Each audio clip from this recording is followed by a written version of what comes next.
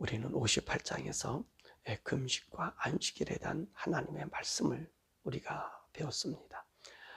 참된 금식이 무엇이냐, 또 성의를 어떻게 지켜야 될 것이냐를 우리에게 말씀해 주었습니다. 사실 사람들이 금식하고 주의를 지키고 그런 이유가 다 뭐였습니까? 하나님이 원하심이 아니라 자기들의 욕망의 부르짖음을 요구했던 것이죠. 그래서 우리 하나님께서 그런 헛된 금식 말고 그 안식일을 그렇게 헛되게 지키지 말고 내가 너에게 정해준, 내가 가르쳐준 이 길대로 행하는 것이 오히려 금식이고 오히려 온전히 안식일을 지키는 것이라는 말씀을 58장에서 하셨습니다. 자, 우리 하나님께서 59장에는요 중재자 하나님으로 우리에게 나타나십니다. 하나님 앞에 부르짖고 기도하고 또 성의를 지키는 자들이 모습이 그렇게 하나님의 뜻과 어긋날진데 인생에게는 어떤 누가 하나님 앞에 서서 바르게 중재할 수 있겠습니까? 그래서 하나님께서 자기가 직접 중재하시겠다는 말씀 우리에게 말씀해 주고 있는 거죠. 왜냐하면 오늘 이 인생에 중재하는 자가 없기 때문에 하나님께서 직접 그분이 우리와 함께 이 중재해 주시겠다는 말씀을 해주는 거예요. 왜냐하면 우리 인생들이 너무나 죄악이 많고 악이 많고 거기에는 온전하신 그 뜻인 의와 거룩함이 없고 모든 것이 악하기 때문에 그렇다는 것이 59장의 말씀인 것입니다. 그러면 중재자 하나님이 중재하신다. 이 중재라는 말이 무슨 뜻이지요? 다른 두 사람의 의견을 모아서 한 방향으로 정리하게 하는 것이고요. 또 분리된 두 곳을 연결해 주는 이 다리의 역할을 하는 것이 바로 이 중재라는 뜻이 아닙니까? 그러면 하나님은 중재하신다라고 하는데 누구와의 중재를 이야기하고 있는 거죠? 하나님 자신과 우리 인간과의 중재자이심을 말씀하고 계십니다. 하나님의 이 중재는 죄에 대한 중재를 의미하고 있습니다. 우리가 성경을 읽다 보면 하나님이 가장 중요시한 말이 있다면 그것이 뭐죠? 정의와 공의라는 말입니다. 이 정의와 공의는 우리에게 말씀해 주신 이 의에 관하여 사는 우리가 되어야 되는데 의를 떠났기 때문에 죄에 대한 처벌의 기준이 바로 정의와 공의가 되는 것입니다. 그러므로 우리 인간은요 죄를 짓는 죄의 주체자로서 하나님이 우리에게 주신 정의와 공의를 저버리게 되는 거예요. 그러면 우리 하나님께서는 이 공의와 정의를 저버린 대가로 심판이라는 처벌을 받게 되는 거죠. 자, 그러면 공의와 정의가 뭐죠? 이 공의라고 하는 것은요 공의 그대로잖아요. 차별이 없는 것이고요. 정의가 뭐죠? 억울함이 없는 거예요. 억울함이 없고 차별이 없는 우리 하나님께서 그 모든 자들에게 이루는 것이 뭡니까? 그건 죄를 떠나는 것이죠. 악을 멀리하는 거죠. 그래서 하나님은요 인간이 죄를 짓지 않게 인간이 죄에서 벗어날 방법을 주어서 하나님의 영원한 복 가운데 거하기를 원하시는 것이죠. 그래서 우리 하나님께서 오늘 공의와 정의에 대한 말씀을 우리들에게 해주시고 성경은 바로 그 말씀을 얘기해 주시는 거예요. 공의와 정의는 뭡니까? 차별 없고 억울함이 없는 것은요 모든 인생이 죄에서 떠나면 돼요. 우리 욕심과 탐심에서 떠나면 돼요. 그러면 하나님의 의가 우리 가운데 있기 때문에 공의와 정의는 우리에게 이루어지게 된다는 것입니다. 자, 그러면 오늘 우리의 중재자 하나님은 인간에게 어떤 행동을 하시는가 하는 것입니다. 우리 1절에 있는 말씀 보면 우리 주님이 뭐라고 말씀하시죠? 우리 하나님 이런 말씀하시잖아요. 여호와 손이 짧아 구원하지 못하심도 아니요 귀가 둔하여 듣지 못하심도 아니다. 그렇게 말씀하셔요. 그러니까 하나님은 항상 어떻게 하셔요? 우리 인간들을 구원하기를 기다리고 계시고요. 우리 인생들이 죄에서 떠나 간구하는 하나님의 도움의 요청을 기다리고 있다는 거예요. 그분이 우리 하나님이셔요. 하나님이 누구셔요? 우리 아버지시잖아요. 또 하나님 누구셔요? 우리 인간을 창조하신 분이시잖아요. 하나님 형상에 유일하게 만든 그 피조물이 바로 우리 인간 아니에요. 그 인간이란 말이에요. 그러니까 우리 하나님께서 항상 구원의 손을 펴고 계시고요. 우리 인간의 소리를 듣기를 원하신다는 말입니다. 그런데 하나님께서 구원할 수 없고 도울 수 없는 일이 뭡니까? 보니까 2절에 그 말씀을 하고 계시잖아요. 오직 너희 죄악이 너희와 너희 하나님 사이를 갈라놓아서 너희 죄가 그 얼굴을 가리어서 너희에게서 듣지 않게 함이라. 그렇게 말씀하고 있잖아요. 하나님 듣고 싶은데 들을 수가 없어. 왜요? 죄는 하나님 앞에 있을 수가 없기 때문에 그래요. 왜 하나님 심판하지요? 왜 영벌을 준비하셨지요? 죄 때문에 그러잖아요. 죄는 하나님 볼 수 없어요. 거룩하신 하나님 앞에 있을 수 없어요. 그래서 하나님과 인간 사이 죄가 가로막고 있기 때문에 우리 인간은 구원을 받을 수 없는 존재가 되었습니다.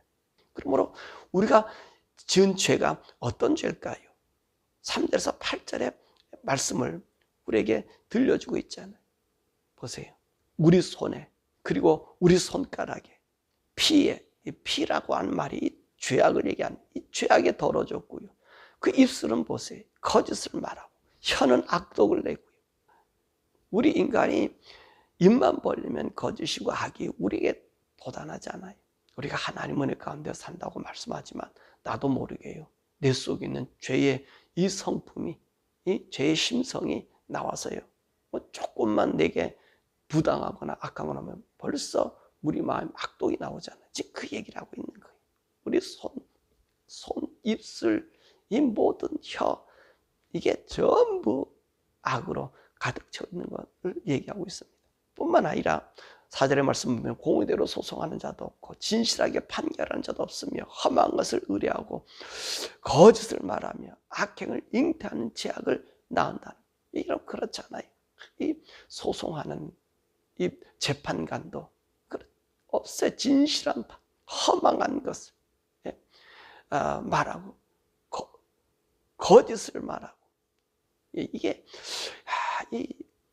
우리 한국 사회도 그러고요, 미국 사회도 그러고요. 이상하게 의로운 자가 죽어요. 거짓된 자가, 오늘 본문의 말씀도 이제 그 말씀이 이제 나오는데 이게 참 안타까운 일들이잖아요. 왜냐하면 공의가 없어서 그래요. 공의대로 소송하는 자도 없고 진실하게 판결하는 자도 없어서 그래요. 예? 거짓을 진실로 판결해버리는 악의 사무침을 얘기하죠. 그러니까 이들이 낳는 우리 죄악은 독사의 알을 품고 거미줄을 짜나 그 알을 먹는 자는 죽을 것이요 그 알에 밟힌 즉 터져서 독사가 나올 것이라. 그 짠 것으로 옷을 만들어 입을 수 없고, 이 독사의 독을 말이에요. 지금 독사가 그물을 치는 거예요. 모든 죄악을 가득 채워놓으니까 어떻습니까? 이 세상이 이 죄악 속에 뒤범벅이 된다는 거예요. 그래서 그 행위는 죄악의 행위라 그 손에는 포악한 행동이 있으며 그 발은 행하기에 빠르고 무지한 피를 흘리기에 신속하며 그 생각은 악한 생각이라 황폐와 파멸이 그 길에 있습니다. 그래서 그들에게는 평강이를 알지 못하며 그들이 행하는 곳에 정의가 없으며 굽은 길을 스스로 만드나니 무릇 이 길을 밟는 자는 평강을 알지 못한다. 왜 우리 인생이 평강이 없어요? 오늘 3절에 우리 죄악의 행동 때문에 평강이 없는 거예요. 모든 길이 어땠습니까? 악한 생각이, 악한 생각, 악한 일들이 우리들에게 나타내주고 있죠. 이것이 우리 인간의 모습인 것을 오늘 이야기해주고 있습니다. 그래서 이 죄악 때문에 우리 인간에게 평강이 없어져 버리고요, 파멸이 온 거예요. 그 결과 우리는 어떤 자들이 되었습니까? 9절에서 12절의 말씀이에요. 의의 맹인이 되고요, 하나님의 구원에서 떠나게 됨을 우리들에게 말씀해줘요. 그러므로 정의가 우리에게서 멀고 공의가 우리에서 미치지 못한지 우리가 빛을 바라나 어두운 분이요 밝을 것을 바라나 캄캄한 데 거한다는, 다 맹인같이 더듬어서 눈 없는 자같이 두루 더듬어서 낮에도 황혼 때처럼 넘어져 버리고요, 다 죽은 자같이 힘 있는 자처럼 보이는데 다 죽은 자로 변해버리고. 그래서 우리는요, 슬피 울고 비둘기처럼 울고요, 정의를 바라나 정의가 없고요, 구원을 바라나 우리에게서 멀리 떨어졌다는 것입니다. 왜 그래요? 우리 주님이 이 죄악 가운데 있는 우리에게 들어줄 수가 없으니까. 허물만이 우리 가운데 나타나니까 하나님께서 우리 인생을 받아줄 수가 없는 거예요. 죄가 우리 가운데 있으니까. 그러니까 하나님의 구원이요, 죄 가운데 있으면 우리 인생들이 이 구원받을 수가 없음을 이야기하잖아요. 그래서 이로 인해서 우리가 알게 된 것이 뭐냐, 바로 13절에서 15절의 말씀입니다. 13절 15절의 말씀 보면, 우리가 여호와를 배반하고 속였으므로 우리 하나님을 따르는 데에서 돌이켜 포악과 패역을 말하며 거짓말을 마음에 잉태하여 나오니 정의가 뒤로 물리침이 되고 공의가 멀리 섰으며 성실이 거리에 엎드러지고 정직이 나타나지 못하는도다. 성실이 없어짐으로 악을 떠나는 자가 탈취를 당하는도다. 여러분, 이게 우리 인생에게 나타난 이 일이란 말입니다. 그렇잖아요. 지금 아까도 얘기했지만 우리 인생에게 뭐가 없죠? 이 공의가 바른 판단이 없어요. 어떻게 악인들이 이 의로운 자들을 갖다가 정죄하는 시대가 됐어요. 오늘 본문은 15절 말씀 그랬잖아요. 정직이 사라지니까 정직하고 악을 떠난 자가 해를 당한다. 요즘 그런 시대 아닙니까? 악인이 득세하고요, 악인의 말에 사람들의 선동에 빠지고요. 한국도 그렇고요, 미국도 그렇고요. 아니, 한국, 미국만 그런 게 아니에요. 전 세계에 팽배한 지금 이 모습입니다. 악이 승자예요. 의가 사라져버렸어요. 그러니까 이 말씀을 보면 우리가 알 수 있는 것은, 이 세상은요, 하나님을 떠난 세상, 하나님이 온전히 주장하지 못하는 곳에는요, 그 이사야 선지자 시대에서부터 지금도 그렇고요. 아니, 언제서부터예요? 인간이 죄가 들어오고 난 이후서부터는요, 그런 일이 있어요. 여러분, 이 일은요, 아담과 하가 범죄하고 난 이후에, 여러분, 참 그 아담이 죄를 짓고 난 다음에 그 한 행동을 보세요. 아담이 죄를 짓기 전에는 어떤 행동을 했죠? 하와를 바라볼 때 뼈 중에 뼈리요 살 중에 살이요, 너무 좋아했어요. 근데 죄가 딱 들어오니까 그때부터 어떤 일이 생겨요? 핑계대기 시작하잖아요. 죄 때문에 그랬다 그러잖아요. 그리고 하나님한테 핑계대잖아요. 하나님 왜 저 여자를 줬어요?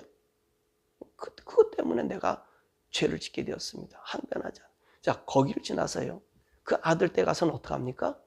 죽이는 일이 나타나잖아요. 미움이 나서 돌로 쳐 죽이면서, 죽여놓고 뭐라 그래? 내가 언제 죽였습니까? 그러잖아요. 내가 그를 지키는 자입니까? 보호하는 자입니까? 여러분, 인간이요, 하나님 등지고 떠나면 이 모습으로 바뀐다는 거예요. 보세요. 그러니까 누가 죽어요? 의인이 죽어요. 의를 행하는 자가 죽는단 말이에요. 그러니까 우리 하나님께서 이 일을 보시고 인간들을 위해 중재자를 보내기로 마음을 먹으시는 거예요. 왜 중재자를 보내느냐? 보니까 15절에서 21절 의어보면 우리 인간들을 중재할 자가 없다는 것입니다. 선자들 보냈지만은요, 온전하지 못해. 온전하지. 그래서 우리 이 인간의 이 모습을 쭉 얘기하면서, 이 로마서 3장 10절에서부터 그 마지막 절까지 보면 인간의 그 죄악상, 허물, 죄악, 오늘 본문의 말씀에도 그대로 나오잖아요. 그러니까 16절 10절 말씀은 하나님 직접 나타나시는 거예요. 그래서 18절 19절 보니까 죄의 유보가 아니라 그 즉시 심판이 결정하여 죄가를 떠난 자에게 구원을 베푸시겠다고 선언하시는 거예요. 그 죄, 계속 악이, 정의, 공의 다 물러가 나니까 우리 하나님이 오셔서 이제는 어떻게 하느냐? 야곱의 남은 자에게 하나님께서 새 언약을 주신다는 거예요. 하나님이 죄가를 떠난 자에게 구원을 주신다 그랬습니다. 그 20절에 말씀하잖아요. 이 하나님의 중재는 새 언약으로 이루어지겠다고 말씀하셔요. 그 언약이 뭡니까?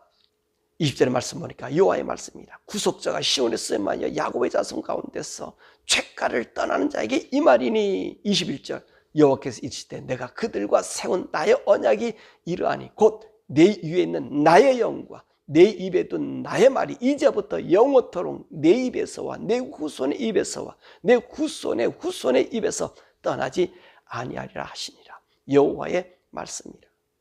여러분, 우리 하나님께서 우리에게 주신 새 언약이 뭐지요? 선지자들도 보내도 안 되더라는 거예요. 그래서 누구를 보내셔요? 그렇잖아요. 예수 그리스도께서 오심을 이야기한다는 말씀입니다. 인간의 의는 어디서 이루어지더라? 예수 그리스도 의에서만 실현되는 거예요. 죄는 파멸되고 심판은 차후에 하는 것이라 즉시 이루어져요.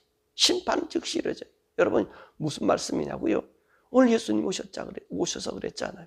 주님을 믿으면 사망에서 생명으로.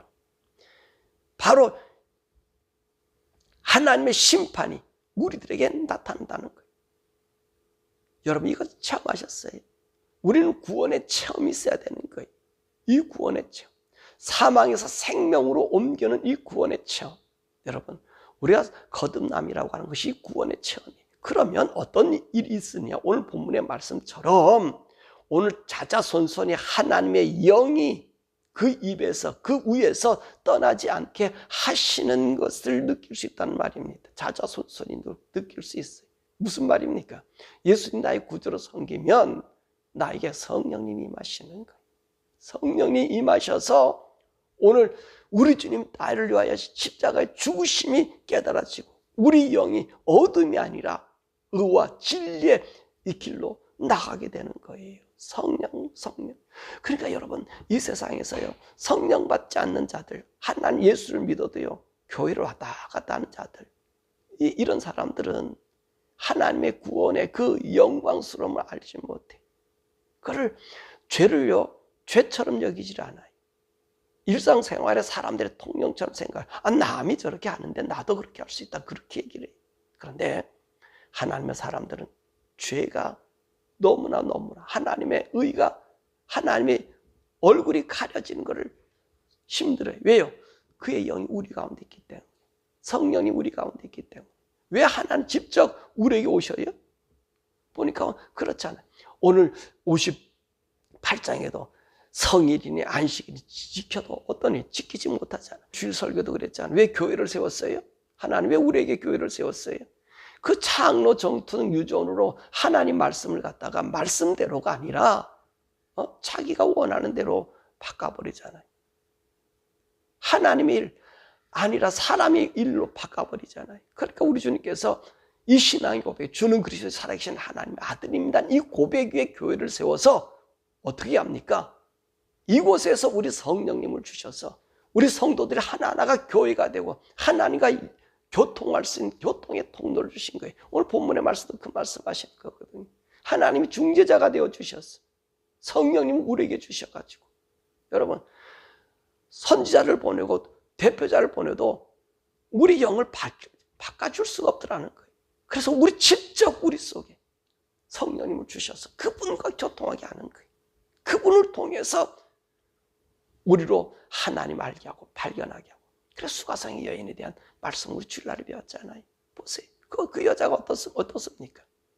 장로의 정통을 따른 게 아니라 예수를 만나니까 성령과 진리로 예배한 때가 이때라고 얘기하니까 그 성령님이 그 여자에게 임하고 예수님이 그 가운데 있으니 그 여자가 변화됐어. 하나님 증거하는 자가 되잖아요. 사랑하는 여러분, 오늘 저와 여러분 속에 예수 그리스도의 영으로 성령님으로 예수로 우리 가운데 있을 때 죄에서 벗어날 수 있고요. 하나님과 교통할 수 있는 거예요. 하나님이 여러분을 중재자로 삼는 거예요. 그리고요, 이 믿음의 사람들은요, 어떤 소망을 가지는지 아세요? 천국의 소망이 있어요.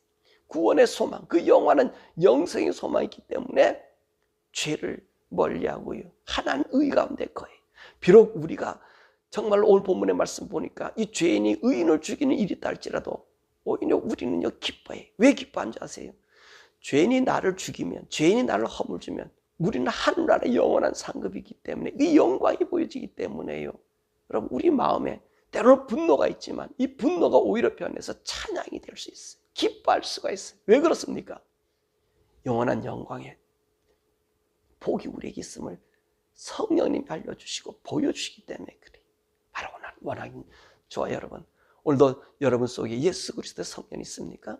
예수 믿었습니까? 그럼 성령님이 우리에게 왔습니다. 새 영으로 거듭난 우리 주님의 성품에 참여하는 자, 그 성품이 우리 가운데 이루어지는 의의 사람입니다. 이 의를 가지고 성령을 따라서 죄를 멀리하고, 정말로 이 본문의 말씀 보니까 야곱의 남은 자, 야곱에서 그 죄에서 벗어난 자, 그에게 새 영을 줘 찾아 순순히 하나님의 영, 주님과 교통하는 자가 된다 했으니, 저 여러분들, 우리 자녀들이 이 성령 안에 거하여 하나님의 영광의 도구, 기쁨의 도구, 의의 도구가 되기를 주님의 이름으로 간절히 축원합니다. 우리 시간에 함께 기도하죠. 함께 기도할 것은, 하나님, 오늘도 주님 약속하셨잖아요. 하나님이 중재하셔요. 이젠 하나님이 목사를 통해서 당신이 이렇습니다, 여러분, 그런 음성 들려주시기도 해요. 근데 여러분이 직접 하나님과 교통하셔야 돼요. 그래야지 온전한 의 가운데 갈 수 있습니다. 원래 기도할 것은, 하나님, 내게 성령 충만 주셔서 오늘도 이사에게 약속하신 말씀 아닙니까? 내 위에 하나님의 영을 주시겠다고, 내 영이 우리 가운데 있겠다고. 예수 그리스도가 나의 구주로 믿으면 바로 이 사람이 그 안에 하나님이 거하는 성령의 전이 되고, 성령님께서 우리 가운데서 우리 의와 진리 가운데로 인도해 주십니다. 하나님, 내가 의로 인도함 받는 성령 충만한 자가 되게 해달라고, 이 성령 충만함으로 죄와 싸워 이기는 승리자와 사단이 나를 주장하지 못하는 하나님의 아들의 권위로 이 세상 살아가게 해달라고 우리 주 여보로 함께 기도하죠.